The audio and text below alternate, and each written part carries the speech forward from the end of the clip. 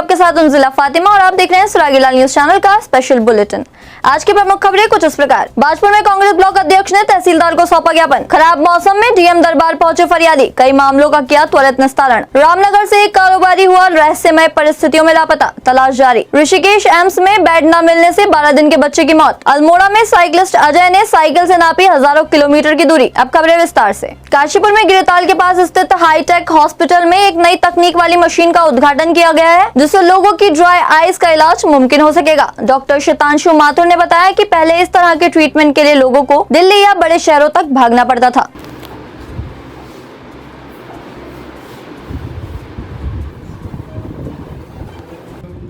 Lipid flow machine है जो Johnson Johnson company की यूएसए की मशीन है। ये ड्राई आई जो आजकल खुश्क आई हो रही है कंप्यूटर और मोबाइल के ज़्यादा इस्तेमाल की वजह से, उसके अंदर उस ट्रीटमेंट के लिए है। इससे पहले ट्रीटमेंट अवेलेबल नहीं था, सिर्फ हम लोग डायग्नोसिस करते थे। अब हमारे पास यहाँ पर ट्रीटमेंट पार्ट भी अवेलेबल है, जिससे हम खुश्क आंखों को ट्रीट कर सकते हैं। ये US FDA अप्रूव्ड है और वर्ल्ड में अकेली टेक्निक है जो ड्राई आई के ट्रीटमेंट के लिए है। इसके लिए अभी तक लोगों को दिल्ली जाना पड़ता था इलाज के लिए यहाँ से, तो अब यहाँ पर भी संभव हो जाएगा। अफ्रीकन स्वाइन फ्लू से अब उधम सिंह नगर मुक्त हो चुका है। जिले के 7 शहरों में अफ्रीकन स्वाइन फ्लू की पुष्टि होने के बाद विभाग द्वारा 8 सैंपल भोपाल लैब भेजे गए थे, जिसके बाद आज सभी 8 सैंपलों की रिपोर्ट नेगेटिव आने से विभाग ने राहत की सांस ली है। संवाददाता दुर्गेश तिवारी की रिपोर्ट।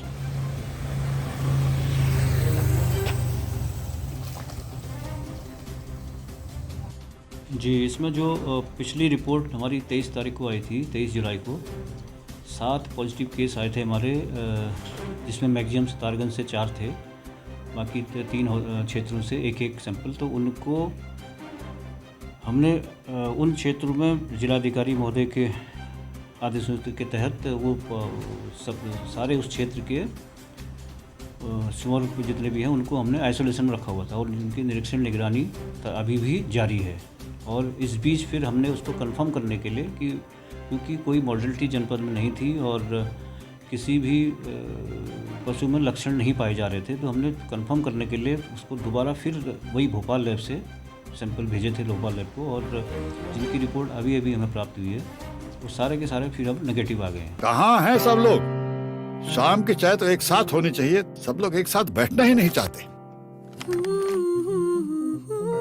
पापा, try this. लो, सब लपक लिए।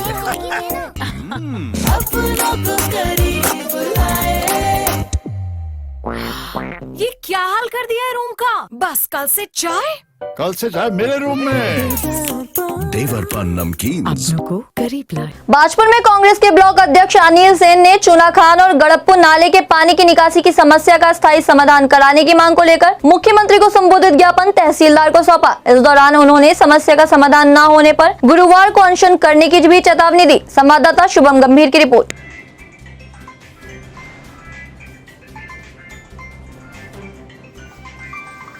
देखिए, काफ़ी टाइम से बरसात के टाइम में एक नाला जो है जो गड़प्पू से होते हुए हरिपुरा जबरान होते हुए निकलता है, उस नाले की दिक्कत काफ़ी टाइम से चली हुई आ रही है, जिसमें बरसात के टाइम में हरिपुरा जबरान, झाड़ाखंडी और आपका हजीरा तक मार करता है। उसमें लोगों का रहना दुश्वार हो जाता है। इस टाइम बरसात होती है, घरों में 5-5, 10-10 फुट पानी चले जाता है और काफ़ी टाइम में उसे हम लोग ज्ञापन दे रहे, इसमें कोई समाधान नहीं निकल रहा। तो आज हमने तहसीलदार साहब को एक ज्ञापन चेतावनी दी है कि अगर आप इसका कोई समाधान करें, अगर नहीं करेंगे तो हम कल से मैं खुद ब्लॉक अध्यक्ष अनशन पे बैठूंगा। काशीपुर कोतवाल मनोज रतोड़ी आज विकलांग बच्चों के विद्यालय चीती मोड़ पहुंचे, जहां उन्होंने बच्चों के साथ मिलकर बच्चों की प्रतिभाओं को देखा एवं उनको प्रोत्साहित भी किया। इसके बाद उन्होंने सभी विकलांग बच्चों को फल एवं कॉपियां वितरित की, उनके उज्जवल भविष्य की कामना भी की।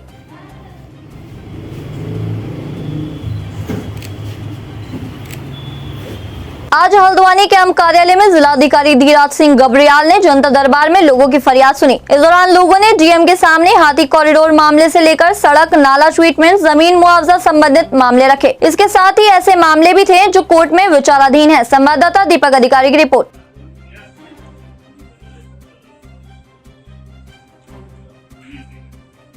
अभी तक तो देखिए 12 बजे तक लगभग 35 के करीब एप्लीकेशन आए थे और मैक्सिमम लोगों के ज़मीन से रिलेटेड मैटर्स हैं, तो उसमें काफ़ी हम लोगों ने उसको सॉल्व भी कर लिया है।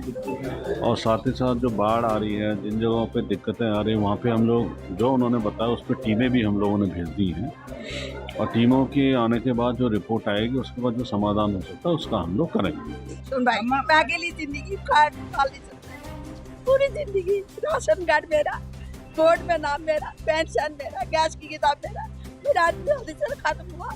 2.5 लाख रुपए लगाए, 22,000 रुपए में चांदा मांग के लगाए। आज मेरा कोई सुनवाई नहीं हो रहा है। 10 कागज जमा हुआ इनके पास, 3 साल से आ रहा हूँ मैं डीएम ऑफिस में, कोई भी गवाही देगा इस बात को। ऑफिस कर्मचारी लोग गेट में बैठता पुलिस वाले ये भी बताएगा। विषय ये जो हाथी कॉरिडोर का है ये काफ़ी लंबा है। इसमें कम से कम 20-25 साल से हम लोग ग्रामीण वासी लगातार रात दिन परेशान हो जाते हैं, क्योंकि हाथी का एक ब्लॉकेज यहाँ पे जहाँ पे गोला है, यहाँ पे 2.5 किलोमीटर का लगभग जो पाथ छोड़ा भी गया है। यहाँ पे जो है उससे आगे जो है यहाँ पे आईटीबी भी और हमारे जो तेल डिपो है, इसकी वजह से जो है हाथी यहाँ पे एक ब्लॉकेज है उसका हाथी का, जिससे न वो इस गोला के पार जा पाता है और न ही गोला से आ रहा पाता है। रामनगर के नंदालाइन निवासी सुहेल के भाई जुनेद ने पुलिस को दी तहरीर में बताया कि अज्ञात लोगों ने उसके भाई को रोककर उसके साथ मारपीट करते हुए उसे जबरन गाड़ी के अंदर डालकर अपने साथ ले गए, जिसके बाद लापता युवक के भाई ने अपने भाई के साथ किसी अनहोनी की संभावना जताते हुए पुलिस से उसे सकुशल खोजने की गुहार लगाई है। संवाददाता कैलाश सियाल की रिपोर्ट। अभी देखना है, अभी गिरेगी वहाँ इधर इस साइड को गिरेगी। सर घटना मेरे भाई के साथ हुई है। रात्रि 9 बजे वो कानिया में उनकी दुकान है। 9:16 पर कुछ अज्ञात वाहन और कुछ अज्ञात लोगों ने उनको धक्का दिया और उनको धक्का देके गाड़ी में धकेला गया। और जब से उनका 10 बजे भाभी ने फ़ोन किया, जब से फ़ोन स्विच ऑफ आ रहा है। ना ही उनकी गाड़ी का पता है जो कि प्लेटिना थी, नंबर मुझे याद नहीं है, और भाई भी गायब है। ना ही फ़ोन का पता है, ना ही गाड़ी का पता है। कल एक सुहेल नामक व्यक्ति की गुमशुदगी की तहरीर थाने में प्राप्त हुई थी।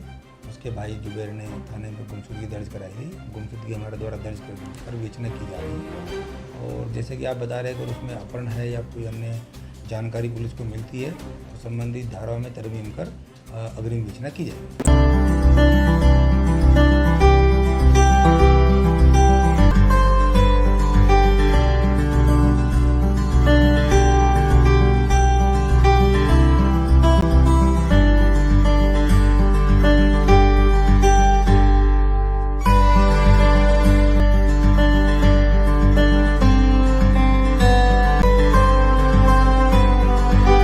ऋषिकेश एम्स में आईसीयू का बेड खाली न होने की वजह से एक 12 दिन के बच्चे की मौत हो गई। परिजनों ने एम्स की इमरजेंसी में मौजूद डॉक्टरों पर लापरवाही बरतने का आरोप भी लगाया है। संवाददाता दीपक नारंग की रिपोर्ट।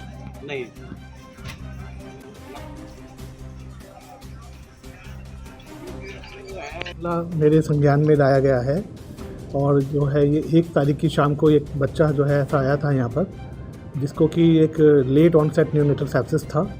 तो ऐसे बच्चे को उस समय हमारी इमरजेंसी में पीडियाट्रिक्स विभाग में, बच्चों वाले विभाग की जो इमरजेंसी होती है, वहाँ पर रखा गया। उसको ऑक्सीजन भी लगाई गई थी, परंतु उस समय हमारे पास जो था उसको आईसीयू का जो बेड था, बच्चे के उस न्यूनेटल आईसीयू का बेड, वो उस समय खाली नहीं था। तो उस वजह से, उस बेड की वजह से उस पेशेंट को जो है, उनको पेशेंट को कहीं और ले जाना पड़ा। तो हमारी जानकारी के हिसाब से सारे पेशेंट जो भी हमारे पास आते हैं सबको हम लोग इमरजेंसी में ट्रीटमेंट देते हैं, अटेंड जरूर करते हैं उनको, ऐसा नहीं कि बेड नहीं दिया जाए।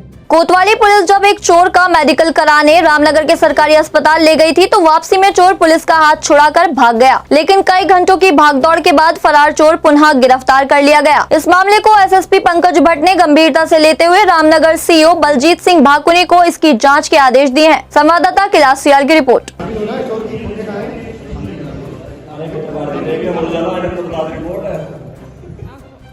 देखिए, वन विभाग परिसर में एक मुन्ना उर्फ साहिद द्वारा चोरी किया गया। चोरी करने के उपरांत उसको वन विभाग वाले पकड़कर थाने लेके आए थे, जहां पर उसके विरुद्ध मुकदमा पंजीकृत किया गया था। मुकदमा पंजीकृत करने के उपरांत उसका मेडिकल हेतु जिला अस्पताल ले जाया गया था। अस्पताल से वापसी आते समय वह पुलिस की अभिरक्षा से भाग गया था। जी, काफी देर प्रयास के बाद उसे गिरफ्तार कर लिया गया है। गिरफ्तार करने के उपरांत उसके विरुद्ध पुलिस अभिरक्षा में भागने का भी अभियोग पंजीकृत किया गया। और वरिष्ठ पुलिस अधीक्षक द्वारा निर्देश दिए गए हैं कि पुलिस अभिरक्षा में किस प्रकार से भागा, किन किन कर्मचारियों की क्या गलती है, इसके संबंध में मेरे द्वारा जांच की जा रही है। जांच कर यथोचित कार्रवाई पुलिस कर्मचारियों के विरुद्ध की जाएगी। सम्मानजनक मानदेय, नेट चार्ज सहित विभिन्न लंबित मांगों को लेकर जिला के सस्ता गल्ला विक्रेताओं का सब्र टूट गया है। उपेक्षा से आहत अल्मोड़ा, सोनी, बाड़े छीना गोदाम से कुल 76 राशन विक्रेताओं ने शासन को जिला पूर्ति अधिकारी के माध्यम से अपना सामूहिक त्याग पत्र सौंप दिया। संवाददाता हेमंत सिंह मेहरा की रिपोर्ट।